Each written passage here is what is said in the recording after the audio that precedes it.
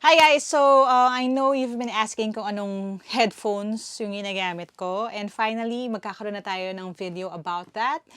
Kasi finally, magkaka-headphones na ako. So, ipapakita ko sa inyo kung ano yung binili natin really quickly. Okay?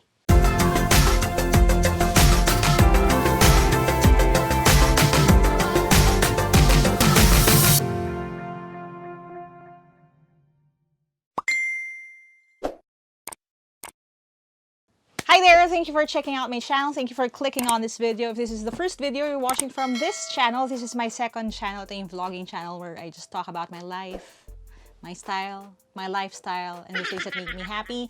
So kung educational content ang hanap ninyo, hanapin nyo na lang yung Team Lyqa na channel. Nandun yung mga math and English videos natin. But today, we're going to unbox this. Ito ay bunga ng ilang buwan na pagpa-podcast din. Finally, magkakaroon tayo ng proper na headphones.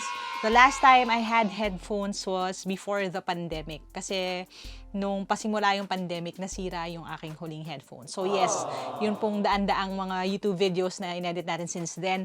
Ang gamit ko po ay yung built-in na speaker ng aking laptop. So, I know it's not a very good way to go about doing things, but again, lagi natin sinasabi, 'di ba? Yung ang importante more than yung equipment is how we use it. Kaya lang ngayon, medyo mahirap na i-justify na wala akong headphones. Kasi hindi na lang tayo nagvi-video edit ngayon. May podcast din tayo. And sobrang importante, sa totoo lang, na meron kang matinong headphones kapag nagpo-podcast ka. Kasi hindi ko naririnig minsan yung background noise. And some of the episodes ng TryingHard podcast, I think, could have been cleaner kung meron din akong maayos na monitor. So, eto na siya, finally. Hindi ko rin alam kung ano to, sa totoo lang, kasi yung team ko yung nag-research kung ano daw yung magandang headphones. So, magugulat na lang tayo ngayon. At magugulat din ako sa presyo na hindi ko titingnan. Pero if you want to check out yung aking gear, specifically these headphones, then the links to them will be in the description box sa video na ito. Okay? And, yun. Habang binubuksan ko to, maraming salamat din sa lahat ng nakikinig sa podcasts kasi nakatulong talaga kayo in sustaining what we do, making sure na ginaganahan din yung entire production team.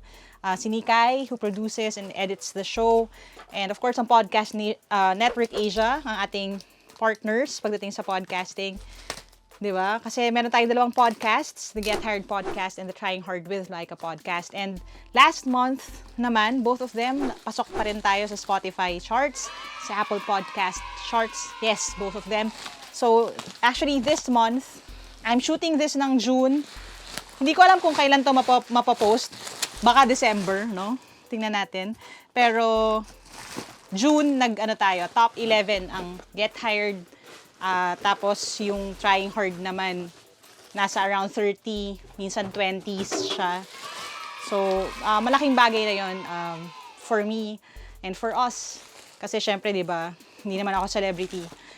Pero nakikinig kayo ng podcast, so it really means a lot sa akin. Ayan, tingnan na natin. Oh wow, this is a huge box for headphones. So, meron akong feeling na pangmalakasan ito. So this is the Audio Technica. I've never had an Audio Technica anything in my life. So maraming salamat po. ATH-M40X professional monitor headphones. Professional. Pag sinabing professional, nakakatakot ah. Professional ba ako? Well, sabi naman nila kapag you get paid for what you do, professional ka, diba? So I do get paid a little bit for talking. So, professional talker ako. Kaya, pwede na din. Hindi ito, by the way, extensive na review. Kung gusto niyo mag-review tayo ng tech or ng anything, let us know in the comment section. Although, I'm probably not the best person to do that. This is just unboxing and first impressions ko. Wow! Pang malakasan ng kahon. Hindi na siya palara, no? Sanay kasi ako nasa ziplock lang yung mga headphones ko. Talagang mabuti ang Diyos. May character development na nagaganap. Ay, may bag siya! Okay, so it comes with a bag.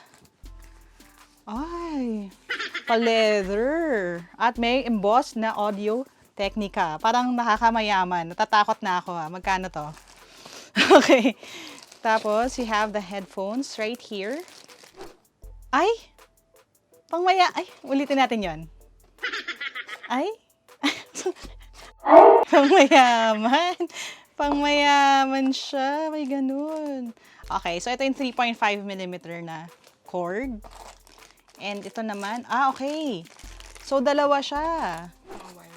Okay, so wala akong, mamaya natin kakabit yung wire, pero suot na natin.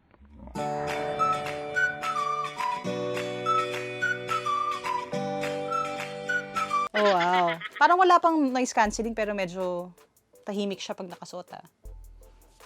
Oh, hindi pa siya naka-plug, pero this is nice. Okay, snug fit siya sa akin.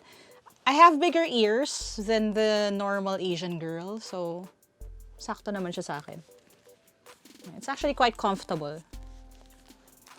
Parang kung ganito naman yung kahon nito, tapos hindi siya comfortable, parang nakakahiya naman ng very slight, diba? Tapos ito yung kanyang mga cord. Paano ko kaya ito susubukan? Wala naman ako. USB-C na yung aking mga device. Okay. So, meron siya nung pwede na straight dun sa aking Rodecaster. Tapos, meron din siyang 3.5mm. Try lang natin mag-play ng music gamit yung aking laptop. Mag-UDD tayo ng very, very slight kasi para makita natin yung tunog. Sarap! And I just played yung first 10 seconds ng Bless ng Up Dharma Down. Crispy. Tsaka, one thing I appreciate, and yung mga fellow drummers ko may not agree with me in this. Pero sa akin, kapag malinis siya, mas bet ko, kaysa yung meron siyang dagdag na bass. Now, I know some of yung mga headphones, medyo leaning siya towards a heavy bass sound. Hindi siya ganun.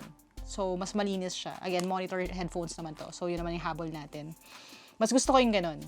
Kasi ang tendency kapag meron na siya na built-in na bass, namamuffle niya yung ibang sounds, which I appreciate. And again, kasi gagamitin naman natin siya mainly as a podcast and a recording and editing headphones. So, mas maganda kung malinis yung tunog. So, yeah. Sobrang cool. And again, not a review, not by any means a comprehensive review, pero first look at the Audio Technica, ATH-M40X, and yeah, the sound is really good. It's comfortable. It's really nice. Mukha namang hindi siya makakalas. Yung huli ko kasing headphones, naghiwalay siya dito sa edge. Ito mukha namang hindi. Mukhang magtatagal siya sa akin. Sana magtagal talaga siya sa akin kasi yun naman ang gusto nating lahat. Yung nagtatagal. Alright? So, thank you for watching and magtatago muna ako sa editing cave ko at sa podcast recording studio dahil kailangan natin magtrabahuan para masulit ang headphones na ito. If you want to get your own, the links will be in the description box dun sa rig natin right now. And again, thank you for listening to the podcast. Listening to the podcasts, dalawa kasi yun. For watching the videos, for supporting our cause. We get to up the ante pagdating sa equipment just to provide better quality content for all of you guys. And tuloy-tuloy lang tayo. So thank you for watching. As we always say sa channel na to, dream big, work hard, start now! Start now! Kaya niyo yan, and we'll see you next time. Bye!